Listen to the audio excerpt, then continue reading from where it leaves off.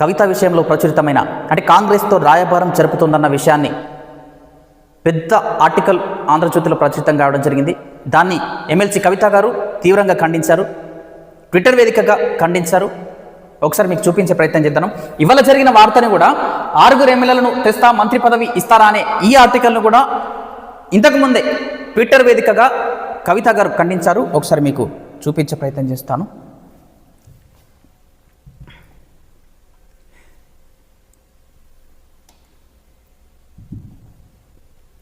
ఇది నిన్నటిది. ఇది కాంగ్రెస్తో రాయబారం అని చెప్పి కనీసం నన్ను సంప్రదించకుండా ఈ వార్త రాసిన పత్రికది జర్నలిజమా శాడిజమా అని చెప్పి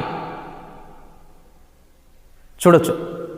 కనీసం సంప్రదించకుండా ఇంత పెద్ద స్థాయిలో వార్త నాపై ప్రచురించడం ఎంతవరకు సమంజసం అని చెప్పి కూడా కవిత గారు ప్రశ్నించారు. అసలు ఇది జర్నలిజమా శాడిజమా అని చెప్పి కూడా ఫైర్ అయ్యారు. అదేవిధంగా ఇలాంటి వార్త చూడొచ్చు.